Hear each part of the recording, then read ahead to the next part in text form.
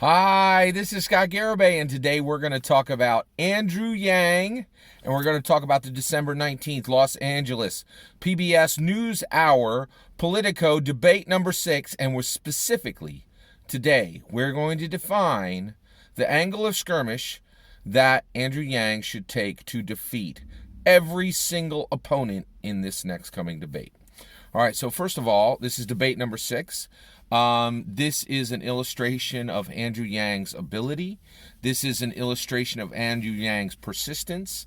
This is an illustration of Andrew Yang's dominance over every single candidate who could not make it this far, who has not been able to make all 6 debates. He has shown more hard work. He has shown more momentum. He has shown more dedication. He has shown more vision by being here. Right? And really, it means he only has 6 contemporaries at this point, which is the septuagenarian trinity, which is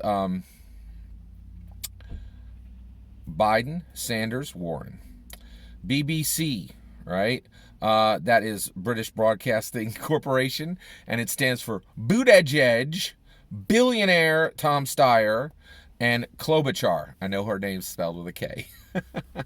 And then there is Andrew Yang. 7 people, that's it. That's all there is going to be in this next debate, and it is absolutely massive. Tulsi Gabbard has not qualified for the debate. That's a really big deal. She got almost like a little bit of a gift to make it into. There's only one reason, in my opinion, that Tulsi Gabbard made debate number 5. She was in 1, 2, and 3, could not make 4, and then Hillary Clinton goes, "Oh, you're not in debates? Let me catapult you into debate number 5." And that's exactly what happened. Was Hillary Clinton catapulted Tulsi Gabbard into debate number 5. But without Hillary Clinton's help, right, Tulsi doesn't have the juice to make debate number 6, right? So, with that said, we only have, Andrew Yang now only has 6 contemporaries. He only has 6 people who pose as his equals, right? And who have performed equal in the primary, right? Making it to all 6 debates. And one of them is an imposter, which is Tom Steyer. He is not, even though he'll be standing on that stage, he certainly doesn't deserve to. Andrew Yang has been doing the work and shaking Americans' hands and actually campaigning, not buying campaign progress with his own cash, the way Tom Steyer has been doing, right? All right, so what is the angle of skirmish that Andrew Yang should take with every single opponent? Let's tick them off, all right? We'll save the septuagenarians for last. So the septuagenarian trinity for last. All right. Because actually, I think at this point they truly are the least threat. Okay. All right. So Buttigieg, right? What should be the angle of skirmish that Andrew Yang should take for Pete Buttigieg? Nothing but compliments. Not a harsh word. No throwdowns the way Tulsi and Tulsi had a throwdown with Pete Buttigieg in one of the debates. Went really hard at him. They really got it. They mixed it up. I mean, it was interesting. But in this debate, Andrew Yang should have nothing but compliments for Pete Buttigieg, and the reason why is now is not the time to beat Pete Buttigieg. Pete Buttigieg needs to be beaten, but not now. Sequencing is incredibly important. I work in information technology, and you can do all the right things, and if you do them in the wrong order, you can fail, right? And so that's the issue, is expending resources to defeat Pete Buttigieg right now is a waste of time and resources. Okay? Pete Buttigieg can absolutely be defeated by Andrew Yang. There's no need to defeat him now, right? And I'm very, very convinced of this, because Pete Buttigieg is he's kind of a footnote. He's a Harvard linguist. He should be a layup to defeat, right, when Andrew Yang chooses to defeat him. But if Andrew Yang uses time and energy and momentum and aggression, which there's only a limited amount of those resources, right, on Pete Buttigieg, it's not the right time to defeat Pete Buttigieg, right? Amy Klobuchar, same thing. Nothing but compliments. No harsh words, no skirmish, no real skirmish, right? The angle of skirmish should be 0, right? Basically, now is not the time to defeat Amy Klobuchar. And the reason why is, let's get into it. All right. I'm a huge fan of Amy Klobuchar.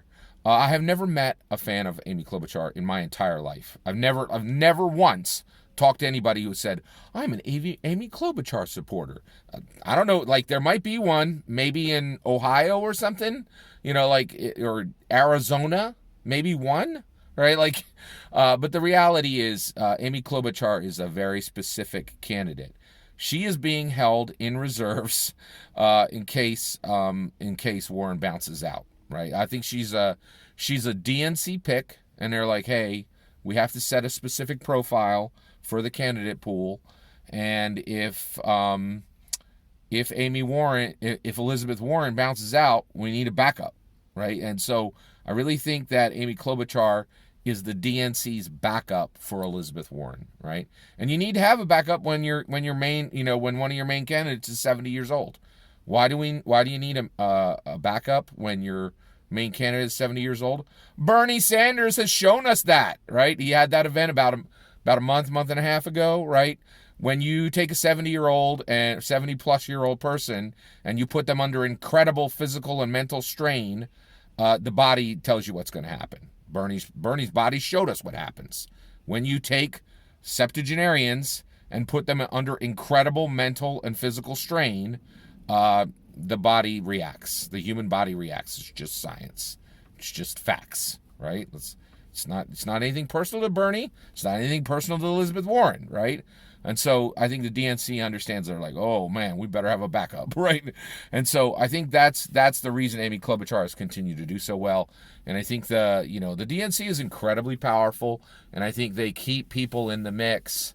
I don't believe in any way that the DNC is doing anything fraudulent or breaking any laws. I think they're using their power, their political power, to kind of flatten the land, right, and make some candidates more visible and some candidates less visible. Okay, and I think and you could do that completely legally, right? The DNC has the ability and the right and the privilege of getting involved in the election. Like, this is literally their business, right? So as long as they're obeying the law pain rule, they're not breaking the law and they're not hurting people directly, then they're fine, right? And essentially, and boy, we got a major problem in America, and that is shenanigans. Oh, look, shenanigans. It's a huge, huge, huge problem, right, in America. And part of it is this decriminalization nonsense. You don't like a law? Change the law. Don't decriminalize anything, right? And this is an area where I break from Andrew Yang. I don't like the idea of decriminalization.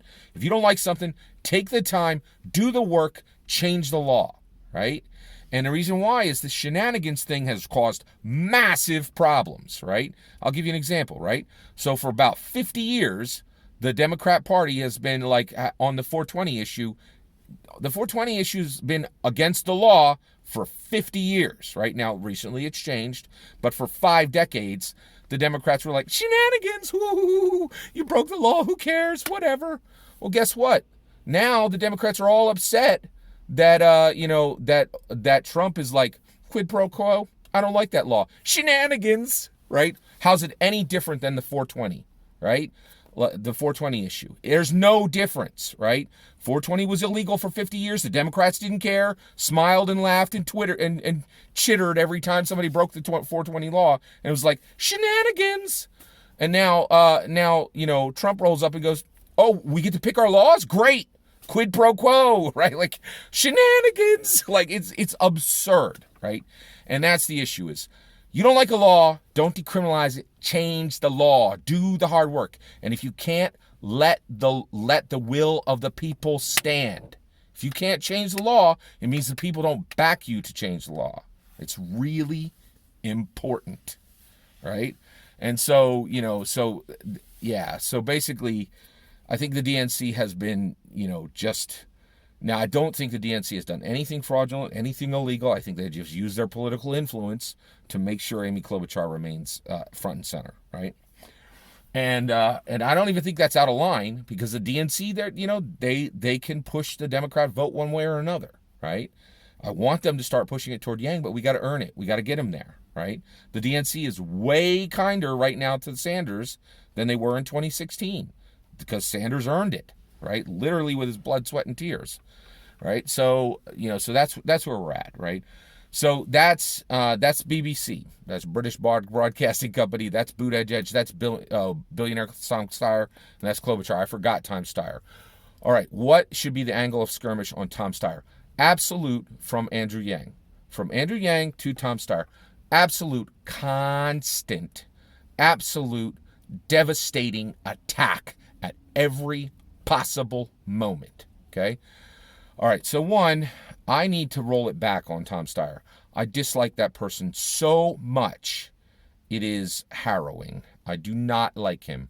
The fact that someone would say, I'm going to skip months, maybe even a year of the campaign trail and use millions of dollars to avoid shaking the American hands, I just cannot stomach that, right? And it makes me really dislike Tom Steyer to the point where I'm like, okay, we need to check this and roll it back a little bit. So I'm taking a different tack on Tom Steyer. I now realize that Tom Steyer has an actual use, has a purpose in the Democrat primary, in the 2020 U.S. primary presidential race. Okay, all right. So I'm a Dungeons and Dragons player and a Dungeons and Dragons dungeon master, and in Dungeons and Dragons there is a classic enemy, right? And that classic enemy is the skeleton. All right, so the adventurers go into the dungeon, and there's a horde of skeletons in the dungeon. They're there all the time. They've been resurrected by evil necromancers, and they just hang around in dungeons. And adventurers go in and they just smash them. They use their weapons to just smash those skeletons. And it's a very long-standing tradition in Dungeons and Dragons to have skeletons as ready-to-serve smashable minions, right? And that is exactly what Tom Steyer is. He is a political skeleton horde. He is here so that there can be some kinetic action, right, in our 2020 primary race, right? It is incredibly difficult to pick an opponent, somebody that you can roll hard against politically in today, right? Kamala Harris is out of the race because she attacked, in my opinion, because she attacked Biden incorrectly, right?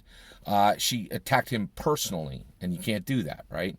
So now Tom Steyer is just ready, perfectly made. He is a perfectly crafted political skeleton horde. He's a pile of minions that can be politically smashed and politically smashed and politically smashed. And there don't need to be any hold bar, and there don't need to be any pulled political punches, right? He's everything that people dislike about politics. Every single thing, right? First, he is 43 era platinum, right? He's a continuation of 43 era. What is 43 era? We have an incredibly dark history in America with the 43 era. Our 43 presidents, 43 presidents in a row shared two attributes. These attributes were very bad attributes that people voted for them for, right? And then Obama smashed 43 era. He said, Obama was the first to say, you don't need these two attributes to be president. Obama was the 44th president. Every single president before him had shared two distinct attributes, the 43 era attributes, right? And Obama said, no more. I shatter it. I shatter the 43 era attributes, right? And now you don't need those two distinct attributes to be president. Anybody can be president, right? Who's over 35, right? And an American, actually a native-born American. All right, born in America, right? Or a U.S. citizen. You have to be a U.S. That's a better way to say it. U.S. citizen, right? So basically, you have that. So Obama comes along and he's there, right? and he shatters the 43 era. If Tom Steyer gets in, he's a 43 era continuation. He's saying, oh no, we're going back. I have those two attributes. I have the 43 era attributes. Vote for me, right? No, we ain't going back. We are not going back. Maybe someday, but we're not stopping with one person who broke the 43 era mold, right? We are not going back. The Republicans chose to go back. They chose to restore 43 era attributes. The Democrats can't do it. We are not going to do it, right? It's just wrong, right? So I think that's very important. Tom Steyer is a 43 era continuationist, right? Not cool, right? Second, coal king, right? Tom Steyer is a coal king. He is a huge supporter of coal. Take a look at his history, right? Second, he's all for private prisons, for-profit prisons. Take a look at his history, right? Tom Steyer is a perfect, absolutely perfect skeleton horde. He is a political stack of minions that can be politically smashed and smashed and smashed. You don't have to hold your political punches. And Yang can go as hard against him as he wants, right? He can get all his political frustrations out on Tom Steyer. Tom Steyer will now serve going forward as the absolute perfect political target because he has everything that Democrats dislike. He's a 43 era attribute continuist, right? In addition to that, he is also for coal, and he is also for private prisons. His actions have shown it. His words may deny it, but his actions show it. And that's another thing people hate, absolutely detest about politics, is hypocrisy, right? And so and boy, does Tom Steyer have that in large amounts, right? He has high amounts. He is just lathered in hypocrisy, right? Look at his history on coal. Look at his history on private prisons. See what he's saying today and see what he did with his history. See what he did with his actions. And by the way, it's not that the history ain't that far ago. It's pretty recent, right? All right. So that's that. So, and now I'm starting to try to, wrap my brain around the actual value of Tom Steyer and say, hey, he's not useless, right? He serves a very good purpose. He can allow kinetic action to happen, political kinetic action to happen in these debates, right? People can roll hard politically against him, right? There can be actual political skirmish on the political stage, right? And so I think that's useful, right? Having a political skeleton horde that any of the politicians can bring out their serious, good, hard-hitting debate points against without having to fear that they're punching down. You cannot punch down on Tom Steyer, right? He's a 43 era attribute continuist, and he is for coal and for private prisons as a Democrat. You could that's punching up, right? That's not politically punching down, because today you cannot politically punch down. All right, what should he do with Bernie Sanders? Let's go to the septuagenarian trinity. Bernie Sanders, Andrew Yang should say the following as often as possible. Actually, he doesn't need to say it often. He just needs to say it once. Bernie, I'm so glad you're healthy. I'm glad you're up and running. I'm glad you're up and running. Right? That's all he's got to say, because that's going to point directly to Bernie's heart attack. And I'll tell you right now, there's not a candidate on that stage that needs to beat Bernie Sanders. Bernie Sanders is not in this political race. Bernie Sanders is in a health race with his own body. Right? That's the reality. Is nobody's going to defeat Bernie Sanders except Bernie Sanders. Right? He is risking everything right now. Right? And the reality is, this isn't really a race for him to win the presidency. This is a race for him to not overexert himself and die. That's literally what you're watching, right? We've never seen anything like this before, right? I have not heard a single doctor say what he's doing is healthy for the nation or for him. And if there is one, please point me to him, because it don't look healthy, it don't look safe, not for anybody, right? What should he do with Biden? He should talk to Biden about ferning, right? Ferning is a neologism that I am bringing forward. It means burning the future for now, right? And I think that Andrew Yang should point out that Joe Biden's entire campaign is about ferning. It's about burning the future for now. Joe Biden is running to fix the mistake he made in 2016. He realizes now that he made a horrific mistake of not using the momentum of Obama's twice election and then running against Trump. But the reality is, guess what? Who cares? Joe Biden doesn't like that he made a horrible mistake and didn't use the momentum he had when he should have had it. Guess what? He doesn't get a second chance, right? The nation doesn't need to wait around for that, right? And so we should talk about, I think Andrew Yang should talk about Joe Biden's campaign being ferning, burning the future for now. That's what Joe Biden's campaign is. And last, Elizabeth Warren.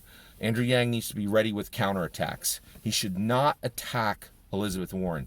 He should have counterattacks for every major policy she has. Something on foreign policy, something on energy, something on her stance on education, for every major policy except the medical. Except healthcare. I'm so bored with healthcare. It doesn't excite anyone. It's overplayed. We've talked it to death at this point. All that's my opinion. I'd love to hear your opinion. What angle of skirmish do you think Andrew Yang should use against any of these candidates? I'd love to hear what you think. Let me know in the comments below. Please consider liking and subscribing, and have a wonderful millennium.